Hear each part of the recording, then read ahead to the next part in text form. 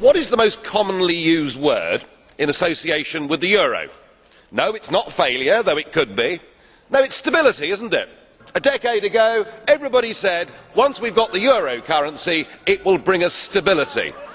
Well, I would suggest a decade on, what it has brought is chaos, discord and misery for millions.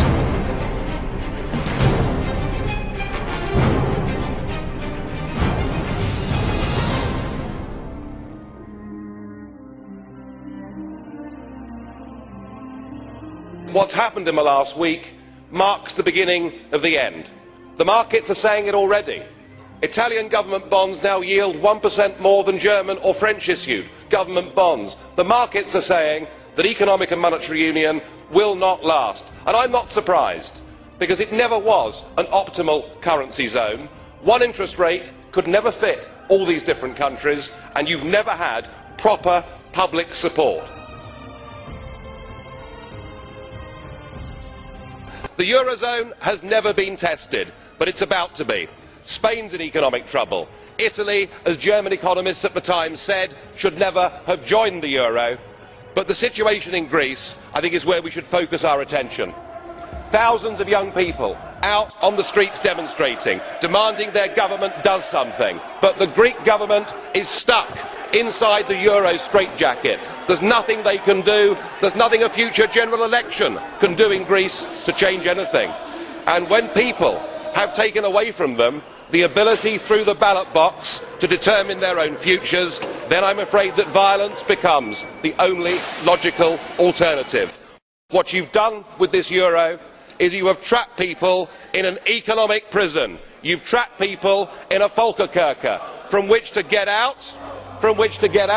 It will take great courage, it will take leadership, or possibly the inevitable economic meltdown. And jeer on if you like, but have you noticed that on the bond markets this morning, Greek bonds are trading 233 basis points higher than German bonds? Now, I know that most of you in this room won't even know what that means, and those that do will do your best to ignore it. You can go on if you want, burying your heads in the sand. You can ignore the markets if you want to, but in time the markets will not ignore you.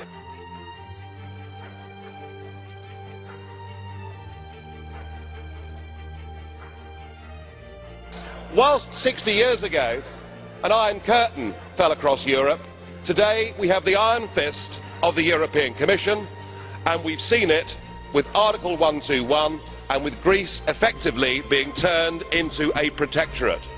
Poor Greece, trapped inside the economic prison of the euro. In 1968 we had the Brezhnev doctrine of limited sovereignty. Today we have shared values, we have ever closer European Union and pooled sovereignty, and that is what you've used. But of course it won't just be Greece, because the same is going to happen to Spain, to Portugal and to Ireland. 121 will be invoked with all of those. Mr Barroso, you said earlier we will stick to our course, and that means millions of people in Europe will be put through pain as you attempt to keep together this disastrous project that is the euro. It will fall to pieces, of that there can be no doubt.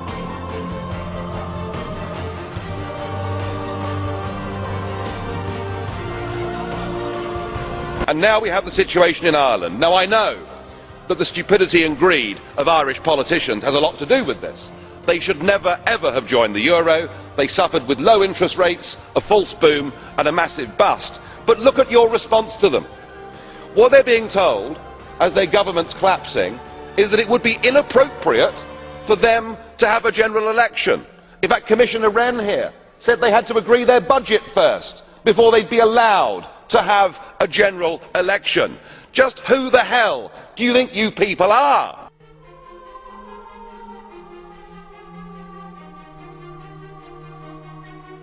And yet the word stability still being used this morning. Mr Barroso used it, Mr Van Rompuy used it.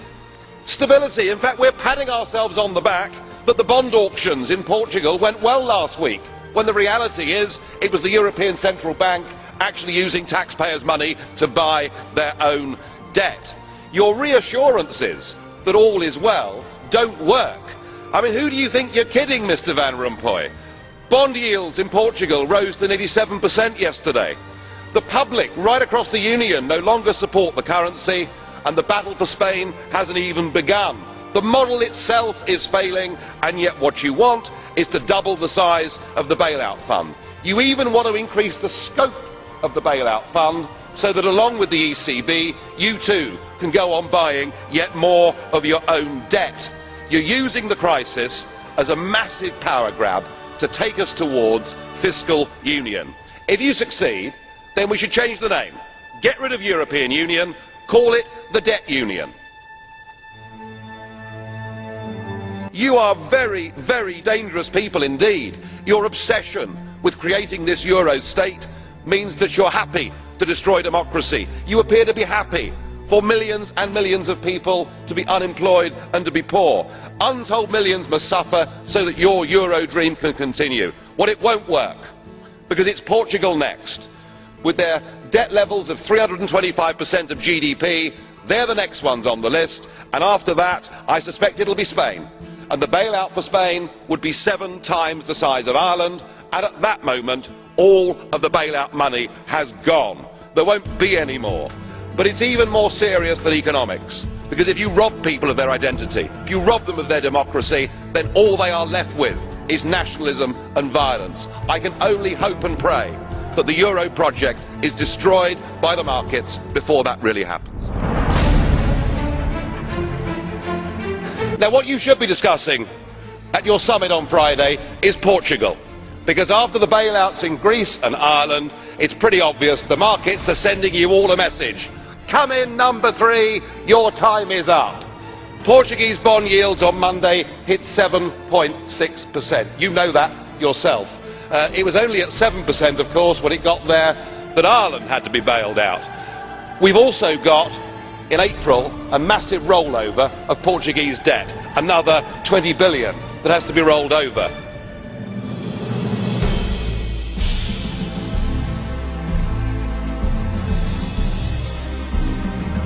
Remind ourselves, in the last 6 months, 80% of Portuguese debt was brought up, purchased by the European Central Bank.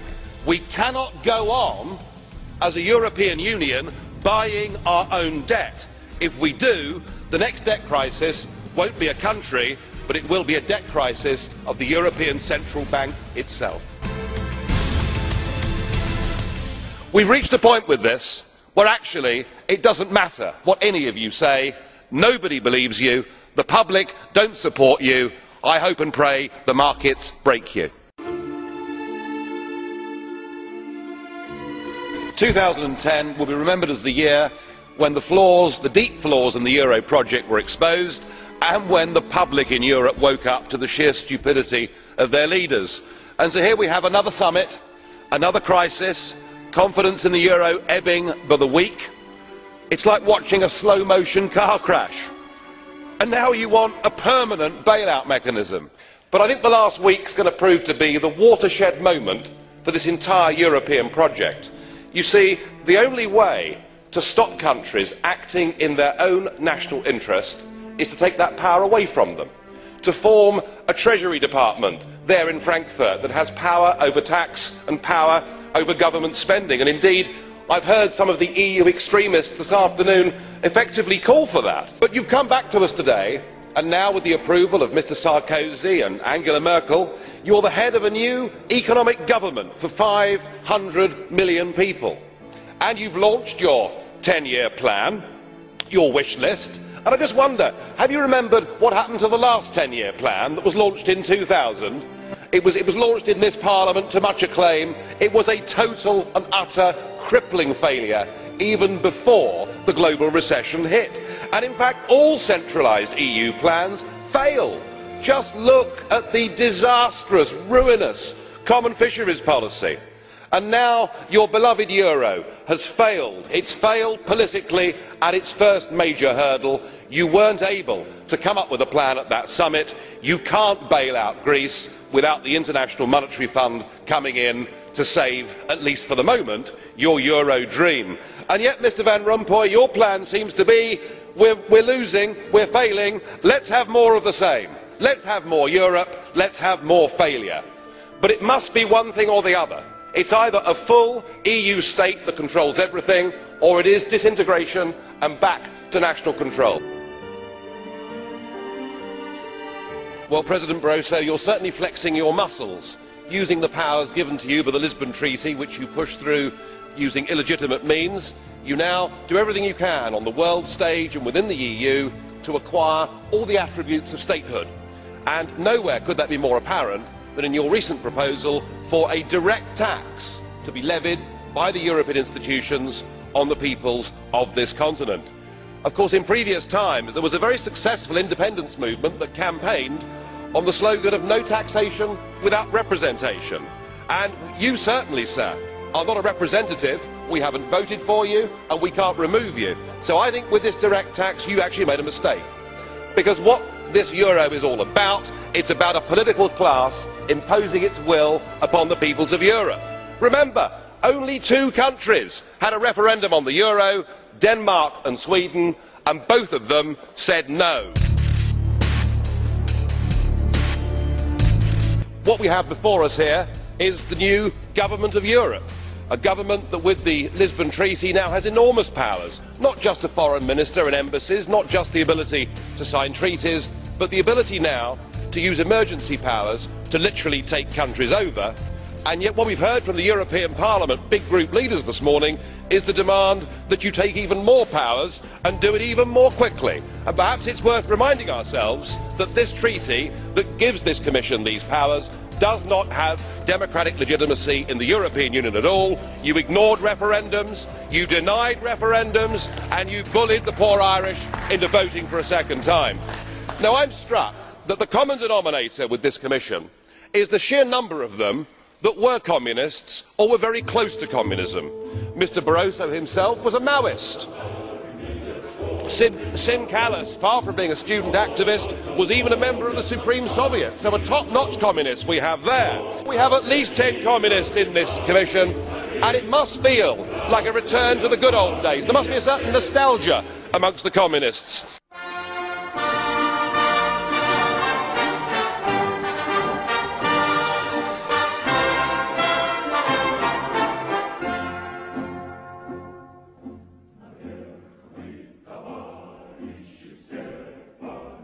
Do enjoy the 10th birthday of the euro, because I very much doubt you'll be celebrating the 20th. What we've seen this morning has been reminiscent of the old Soviet times. Do you remember when the 5-year plans were announced to be successes, often before they were even launched, with much talk of record harvests and wonderful production figures for tractors?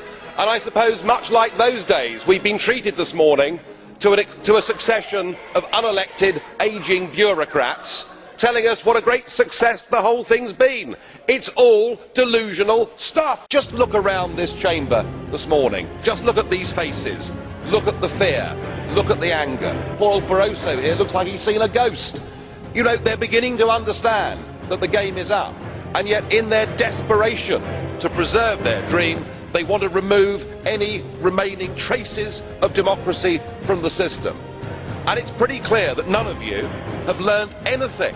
You know, when you yourself, Mr Van Rompuy, say that the euro has brought us stability, I suppose I could applaud you for having a sense of humour, but isn't this really just the bunker mentality? We need democratic solutions to this. If you go on pushing your extreme euro nationalism, this will lead to violence right across every member state in this union. And perhaps this is why we see the fear in the faces. Increasingly people are saying, we don't want that flag, we don't want the anthem, we don't want this political class, we want the whole thing consigned to the dustbin of history.